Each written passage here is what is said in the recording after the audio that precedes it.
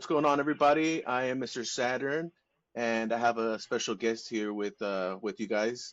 Marisol Ruelas has fought in many promotions, including LFA, Combate Global, King of the Cage, and Power Slap, and now in BKFC, fighting out of Top Notch Gym, Team Top Notch, Champion. excuse me. Oh, no more. Champion. No. Oh, I'm sorry about that. Okay, so go ahead. What was that? The gym? I'm currently at Champions Factory with Bravo. There you go. And I have here with you guys Marisol Ruelas. What's going on, Marisol? I'm good. How are you? I'm good. It's been a minute since I've done an interview, and it's always difficult to do these because I get so nervous, like my hands is shaking with everybody I Oh, interview. All it's right. a thing, you know? I mean, you should know. You put you're the one fighting. You know, you're the one out there really doing some crazy stuff. So, Yeah, you um, get all shaky. Your legs feel like like Jello. Oreos. Yeah. Um, okay, let's jump into it. So, Marisol, so you made your first MMA debut at age 19, right? I think it was 19, still 18. 18 years old. Well, that's Yeah. even crazy. That's good. Um, what was it like for you being so young in the game and just, be having your first MMA fight? It was, if I can remember correctly, it was just surreal. I think that I went into the gym and just kept going, not knowing that I was actually going to fight.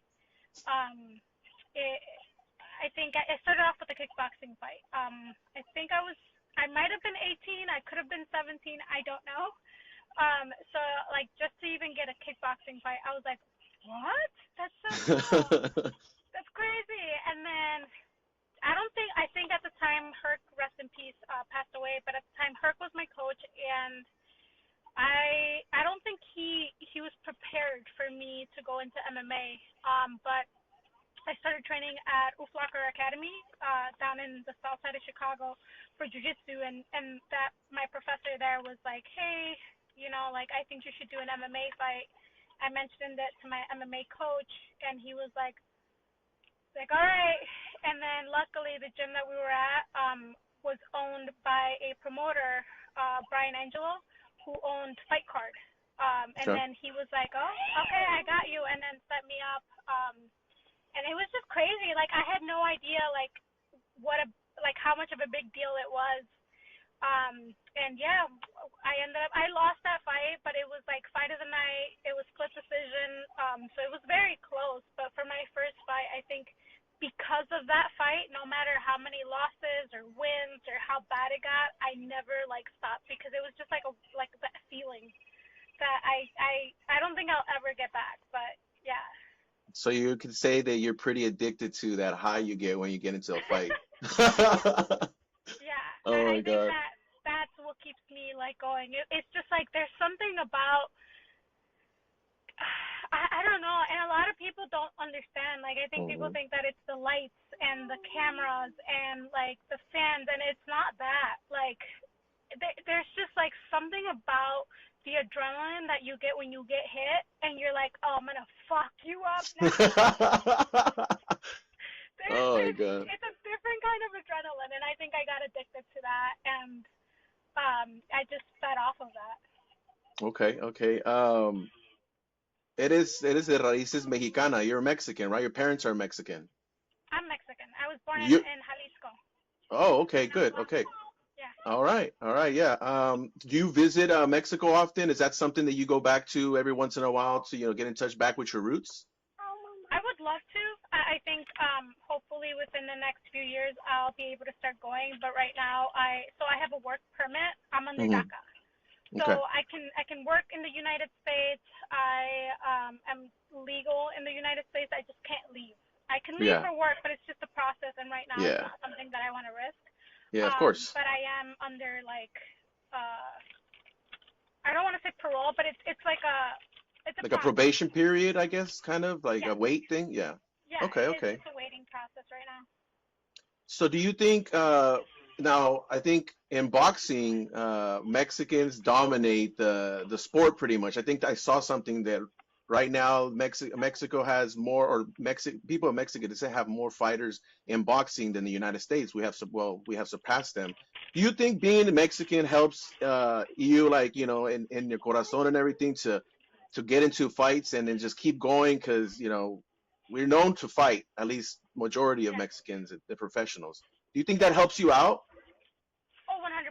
I feel like I feel like the type of fighter that I am, and after watching and really, really paying attention to what I can fix in my fights, it is that like bite down and like Yeah. you like there is no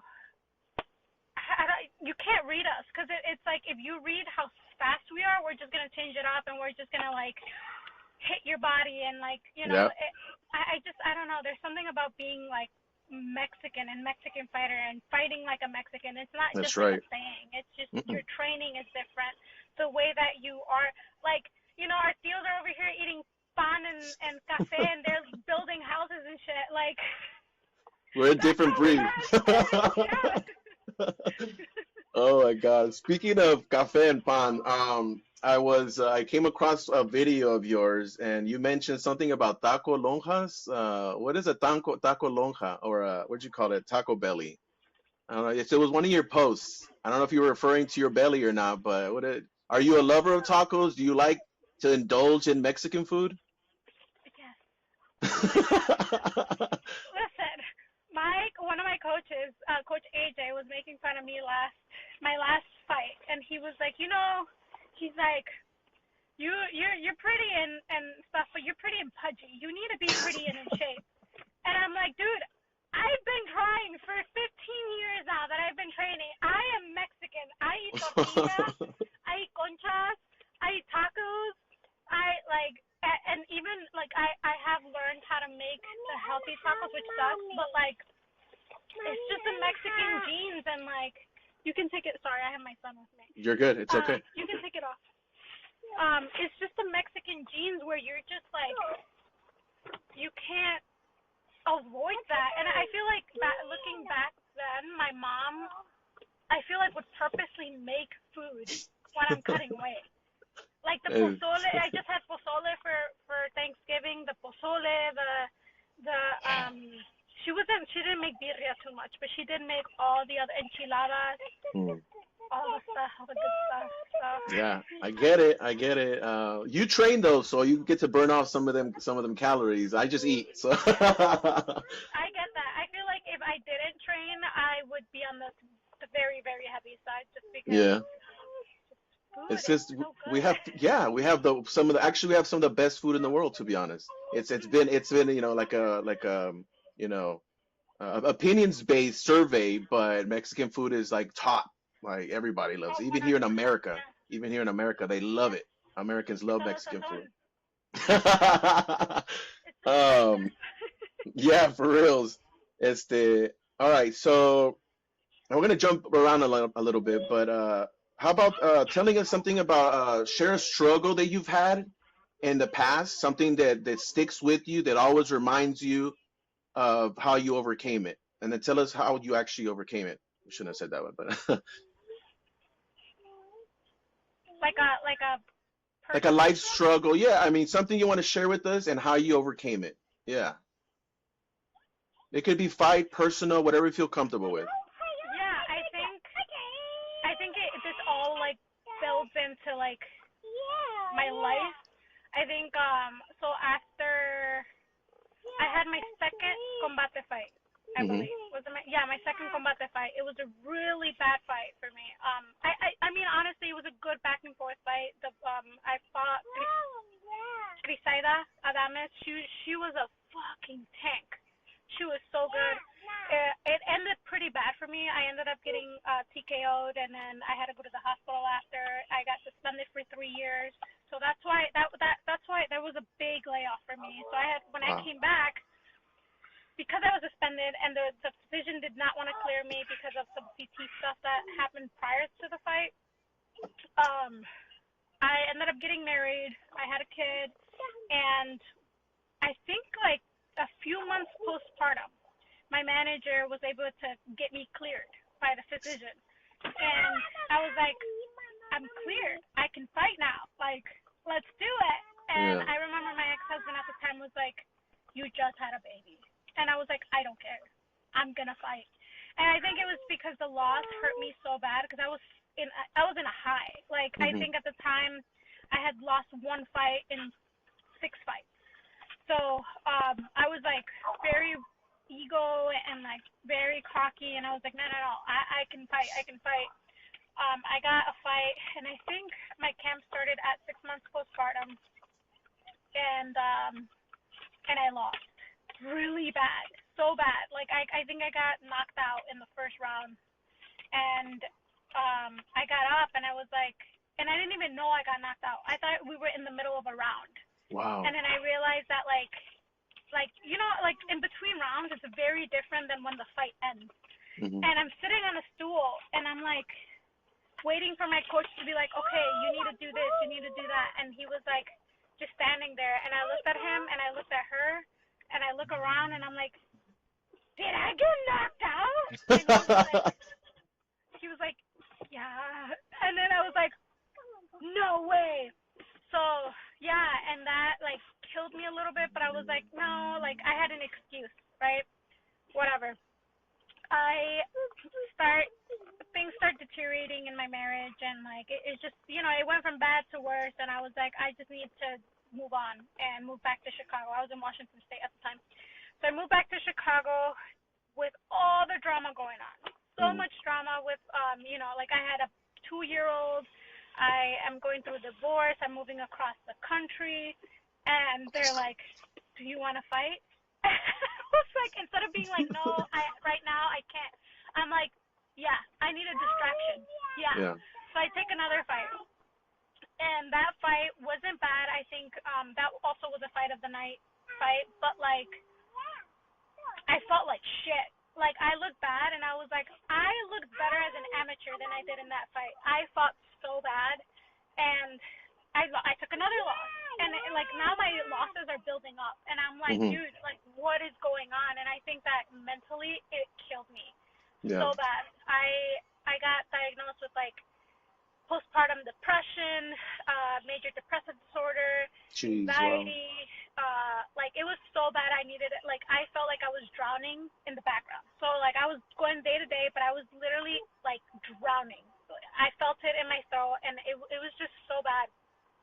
And as Hispanics, parents don't really understand Yeah. divorces. They don't know like oh, you're actually getting divorced. And culturally, like it was just all very crazy, and I think that I was a really really low mental state mentally, and I think that I just took a step back. I just focused on training. It was like I'm not doing anything. I'm not fighting. I'm not doing anything. I'm focusing on my job to make sure I can see my kid, to make sure I can take care of my kid, um, and just like step back completely. And I feel like that's when I took almost a year of just focusing on myself. I went through therapy, psychiatry, Good. medications, Good.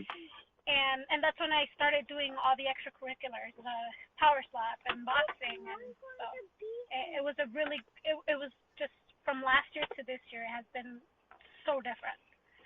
So I could totally relate. Having to start over, making a comeback. I too have had my fair shares of struggles and losses and stuff in life. And it sucks because you mentioned, especially Hispanic or Mexican parents, they don't really understand a lot of the new age things that we go through. I remember telling my dad, like in that meme, like, "Hey, dad, I think I'm feeling kind of down and depressed." And what did he say?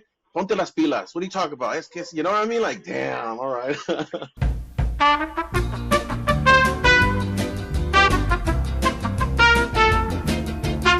um, why in all my interviews, he's like, "Mom, hey, you know what? He can say hi if he wants. If he wants to be a part of the limelight as well. Hey, kiddo, say hi." what's up? There you go. How you doing, kiddo?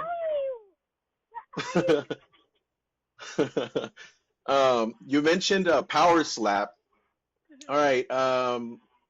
How did you even get into that? Because that's pretty crazy. Like power slap is like You know, and I'm not saying you're crazy. I'm just saying like it's a crazy situation. Like who just wants to stand there una cachetada, you know? Like how did you even get into that? Um, I think it got to me. I was not focused on anything. I wasn't focused on training. I wasn't really. I was just like just training to stay in shape and to Yeah. keep up with my skills. And my manager, Rubenstein, was like, "Hey, randomly." I think it was last year around November or October. He was like, "Hey, do you want to do power slap?" And I was like, "No." Oh wow. Straight up, I was like, Okay. "Fuck no." Okay. And then, but I think it was because it was last minute. I think it was for that weekend or 2 weeks Hmm. prior. And he was like, "Okay, well, what about boxing?" And I was like, "No." So because I wasn't training, so and I Yeah, yeah. really didn't want to keep going on that loop that I was Yeah. on. Smart. And he's like, "Okay." And then I was like, "Maybe next time." And then the following week, he was like, "What about power slap in December?" And I was like, sure. He gave me numbers. Yeah. Honestly, what convinced me was like the money, and Okay. I was like, you know what? The worst that can happen is me be a highlight reel of getting knocked the fuck out in Yeah. on the stage, and I think that's what everybody's like most like thing would be. Um, and excuse you, chill. And and so yeah, so then he he was like look, for the damage for somebody your size is slim to none. For the guys it's a little bit different. Yeah. So I was like, okay, fine, let's do it. We did it. It was December. I guess they couldn't find an opponent, and everybody that they did mention was a bare knuckle fighter. So that's how it all started. And I was like, yeah, anybody, whatever. Started training, and then they couldn't find somebody for December, so then that's when we ended up doing. I think it was January, Hmm. and then same thing, couldn't find an opponent, and then they found somebody for March, Maria Favela, and so yeah, so then we did March, and then it was it was fun. Comparing Power Slap to all the other promotions, do you think there's a different type of anxiety going into a Power Slap compared to like BKFC or an MMA fight? Oh yeah, yeah. I think yeah, I think for power slap, it is just like you just don't want to get knocked out. Hmm. And you just gotta bite down. There's tricks. I feel like people are like, oh, there's no defense, and it's like if you work Yeah, out that's what we say. Yeah. yeah, you work out your neck muscles, your shoulder muscles. There's ways to like stop that. But um, yeah, like the anxiety for me was I don't want to get knocked out on the first lap. That was my Yeah. biggest thing. Um, bare knuckle. My biggest anxiety was like I don't want to split my head open like I did, Like you did. Yeah. and yeah, like I feel like the cuts are the cuts and the broken noses. Hmm. That's the scariest part of bare knuckle. And then for an MMA fight, I think it's just there's so many things that can go wrong. You can break an arm, you can break a leg, you can get Yeah. knocked out, you can. There's so many different things that can happen in MMA.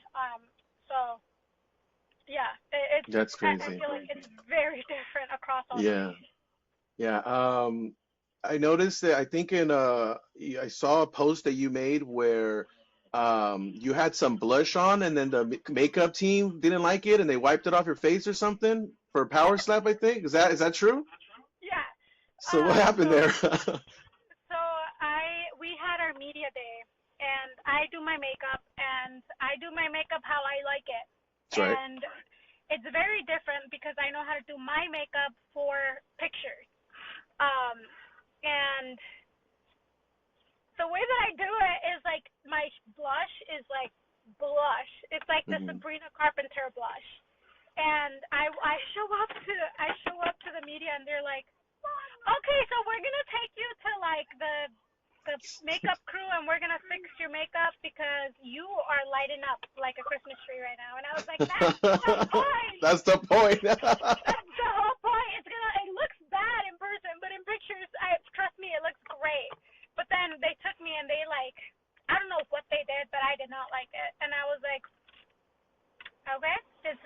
I'm not even gonna argue, but it's fine.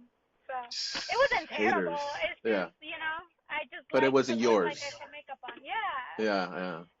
Jeez, man, that's crazy. All right. Um, let's dive in a little bit into your youth. So you're born in Mexico. Were you always like a fighter? You always get into scraps when you're young, or what type of kid were you growing up? I was a bad kid. Oh I God, was of a course you were. really, I was so bad, and I think back now, and I'm like, God damn, my poor parents. Yeah. Um, so my mom remarried when she was like when I was very young. My dad is not my biological dad, but fortunately he was very much he's not old school, so it helped me out a little bit. But since kindergarten, I remember my mom had to stay back because the teacher had to talk to her because I did some dumb shit. First grade, I'm over here pulling girls' hair and just getting into trouble. My first fight was in like fourth grade. Then my first like street brawl was in seventh grade. It was so bad. I remember that fight. Somehow we end up on the ground. I'm on top of her, but I'm not a mount. I'm just on top of her, Just and she's biting the shit out of my cheek. And I'm like trying to like punch her, scratch her. Yeah, I don't know what, but like it was just so bad. I end up having to go to the hospital because she bit me.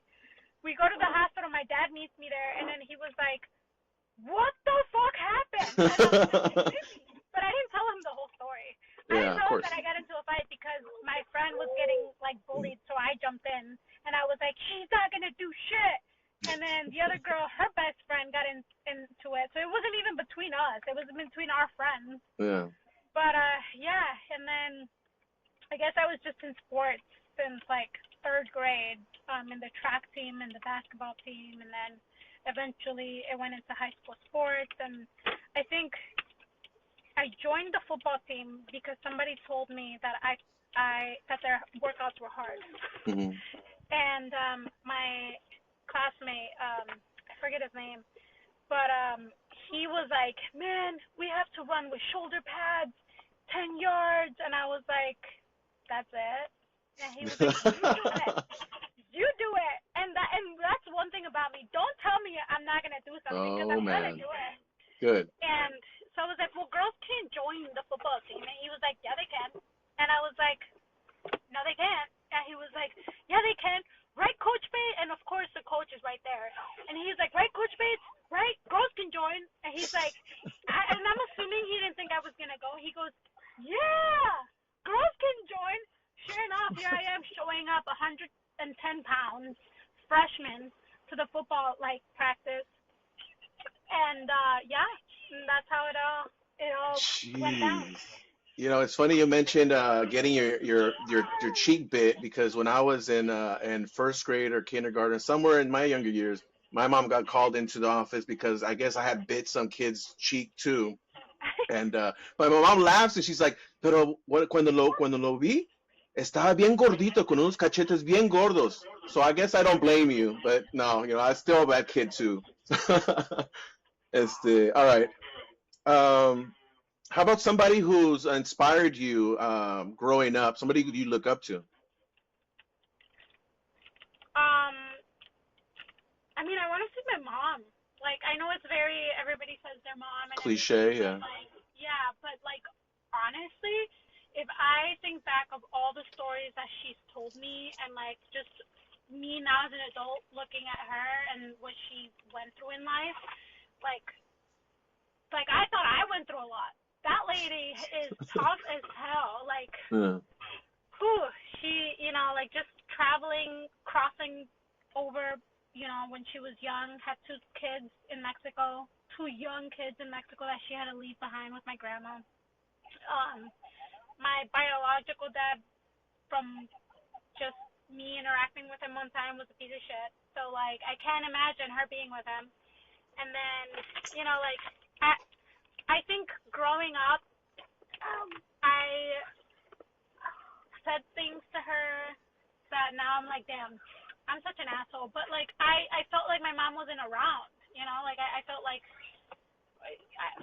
home from school, she was already at work. By the time she got Hmm. home, I was sleeping. But then I woke up and she's sleeping, and I have to go to school.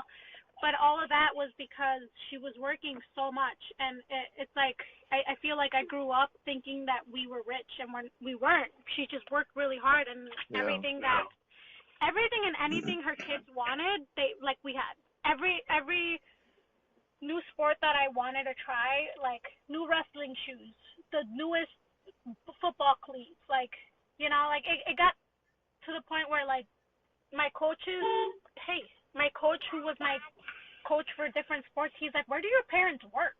Like, like super from a girl from the city, like, having all these cool gadgets Yeah. and whatever I wanted. Where like if we needed to go somewhere, my parents, bam, like here. And I didn't realize that back then. Back then I was like, well, you're not around. You're never around.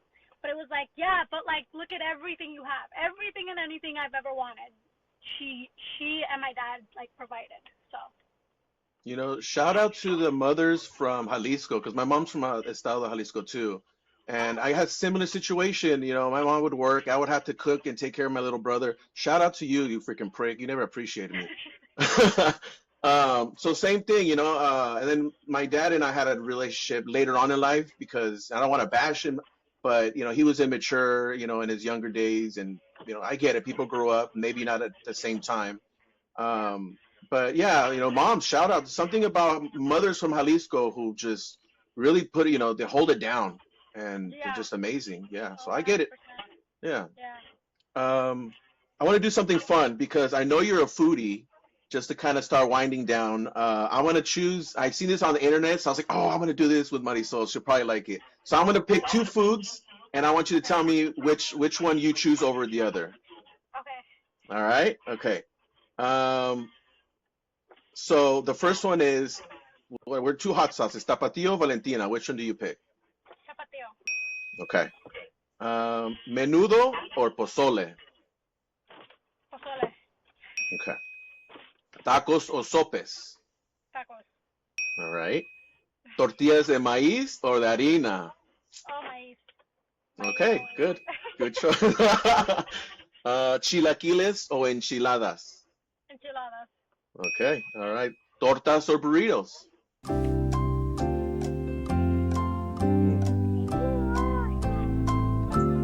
Mm, Burritos? No, no. tortas. The kiddo likes burritos. uh, No, we're into tortas, dude. yeah, I like tortas too. So maybe a torta would be good because a burrito's heavy. It's heavy. A burrito's heavy. It's packed with a Yeah, bunch of stuff. yeah. Okay. So Mexican one or South American tamal? Oh, yeah, Mexican. Okay. Okay. A green tamal or salsa verde or salsa verde or rojo tamal. Salsa verde. All right. Horchata or Jamaica. Horchata. All right. Now here's for the desserts because you like conchas. So let's see if it works out. So a Twinkie or a gansito. Gansito. Okay. Now, do you like putting the gansito in the freezer too, like most, just to get it I nice eat and it all cold? kinds of ways. Like, I'll have Okay. some on the side, but then I'll have some in the fridge. Okay. Yep. All right. All right. Avena or arroz con leche? Arroz con leche. Okay. Conchas or donuts? Conchas. And then paletas or raspados? Raspado.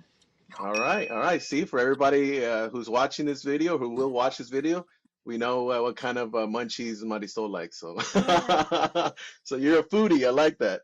yeah. Um, okay. To close this off, because I know you're probably pretty busy. You fighters are always crazy busy. How about this? Every fighter has a message they carry with them. What is one thing that you want people to take away from your story? The things that we talked about.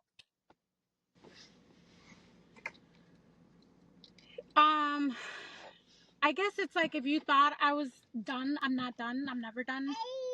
Um, I think that's been the case for a very long time where it's like, if you think this is it, I have more to show. So, This is only the beginning. yeah.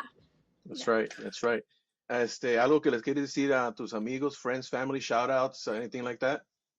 Yeah, I mean, like always, I want to thank everybody that has been so supportive. I feel like after this last fight, I've seen the support and like the love that Yeah. I've received.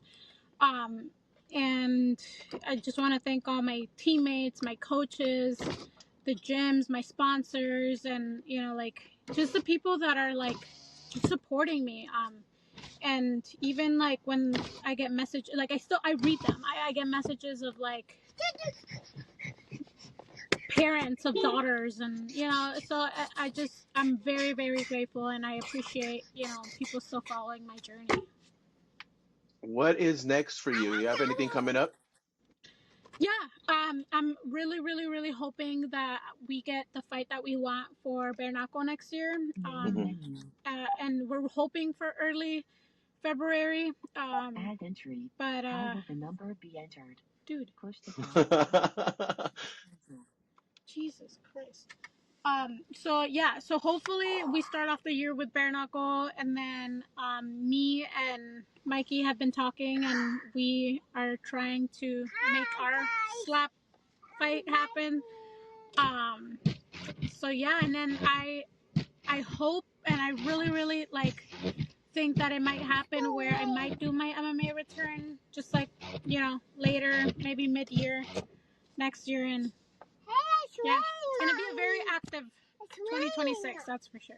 Good. Yeah, 2026 is going to be a lot different for everybody. I feel like a lot of people who's, been working hard, including Mhm. myself, where it's going to happen. Things going to happen for us. So, Yeah. um, Marisol, thank you so much for hanging out with me for a little bit. It's been a pleasure getting to know you. Everybody, Marisol Ruelas. Thank you. Thank you for having me. My pleasure. My pleasure. Bye, kiddo. Pórtate bien. Pórtate bien. Say okay. Oh. All right, Marisol. Have a great rest of your day. I'm gonna upload this probably in a couple of days. I just need to do a couple little cuts. Okay. Sounds good. Bye, Thank you. kiddo. Bye, kiddo. Bye Bye. bye. Pórtate bien. All right, bye. Bye.